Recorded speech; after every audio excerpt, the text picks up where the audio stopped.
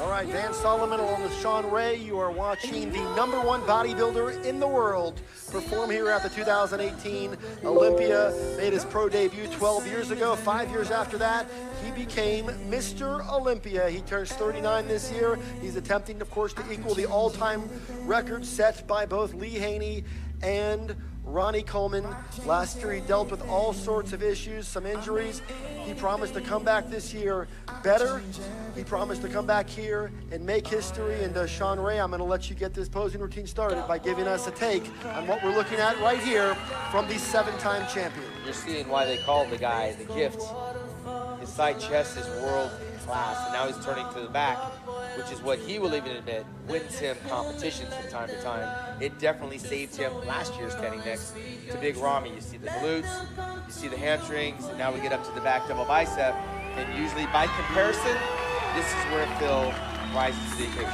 Well, Phil Heath and his trainer, Hani Rambod, are known for mastering the art of those 24 hours. They have a history of being able to tweak and tighten and improve over the course of those 24 hours.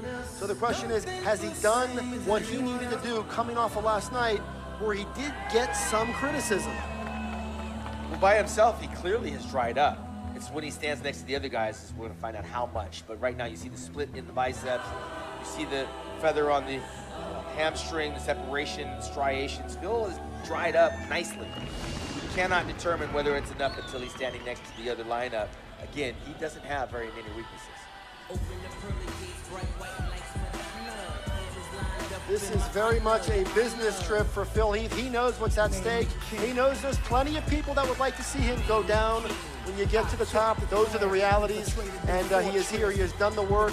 I caught up with him the other night. He has laser focus. He and Hani Rambod have worked extremely hard to get to this place, and he is on the doorstep of history.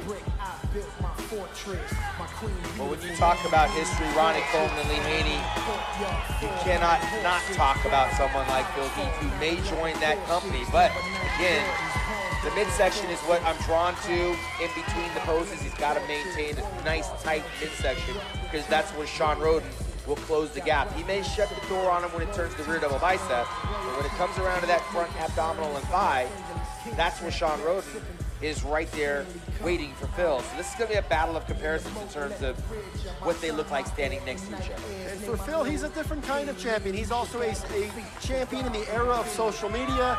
It's been a whole different set of circumstances over the course of his run, and he's been very willing to put his opinions out there, very willing to respond to detractors.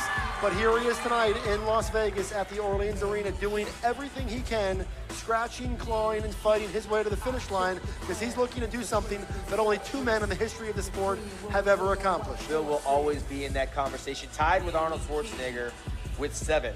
I'm not a big fan of the non-routine in the routine round. I would have much more appreciated Phil doing an orchestrated routine. But nonetheless, he hit all the Phil Heath signature poses, and he's dried up nicely. Now we come to the payoff, and they start with the comparisons. I'm looking forward to what we're about to